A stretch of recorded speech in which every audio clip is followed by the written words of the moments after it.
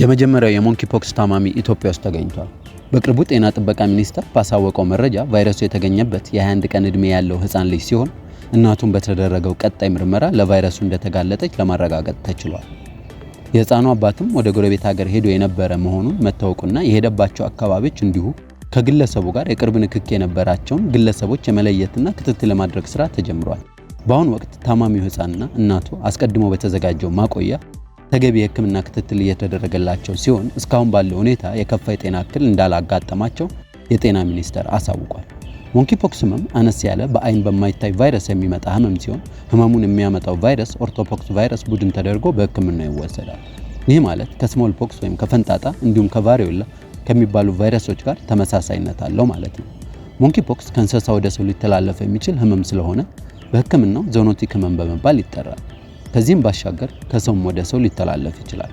ከሰው ወደ ሰው ከሚተላለፍባቸው መንገዶች በጥቂቶቹ በቆዳ ለቆዳ ንክኪ ወይም በግብረ ስጋ ግንኙነት ጊዜ ሊተላለፍ ይችላል። ስለዚህም በግብረ ስጋ ግንኙነት ጊዜ ኮንዶም በማድረግ ብቻ ሊከላከሉት አይችሉም። ይህም ደግሞ በቆዳ ንክኪ ሊተላለፍ ስለሚችል ነው። በእርግዝና ወቅት ከእናት ወደ ልጅ ሊተላለፍ ይችላል። ኢትዮጵያ ውስጥ የተገኘው ህፃን ልጅ እናቱ ለሞንኪ ፖክስ ቫይረስ ተጋላጭነት እንደነበራት ታውቋል። ሞንኪ ፖክስ ያለባቸው ሰዎች የሚጠቀሟቸው የመገልገያ እቃዎችን በመጋራት ወይም አብሮ በመጠቀም ሊተላለፍ ይችላል።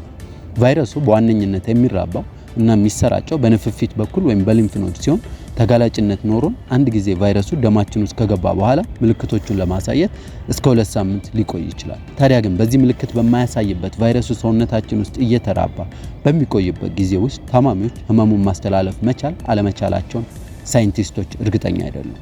ለዚህም ተጋላጭነት ከነበራቸው ሰዎች ራሳችንን ብንጠብቅ ይመከራል።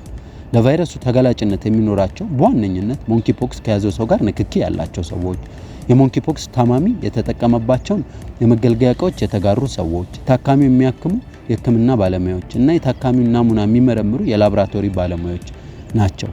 እንዲሁም ህመሙ የጦጣ ዝርያዎችን፣ ዝንጀሮዎችና አይጦችን ስለሚያጠቃ ለእነሱ ቅርበት ያላቸውም ሰዎች ተጋላጭነት አላቸው። ሞንኪ ፖክስ ህመም ወዳለባቸው ሀገራት የተጓዙ ሰዎች በሀገሩ በነበራቸው ቆይታ ተጋላጭነት ስለሚኖራቸው ህመሙን ይዘው ሊመጡ ይችላሉ።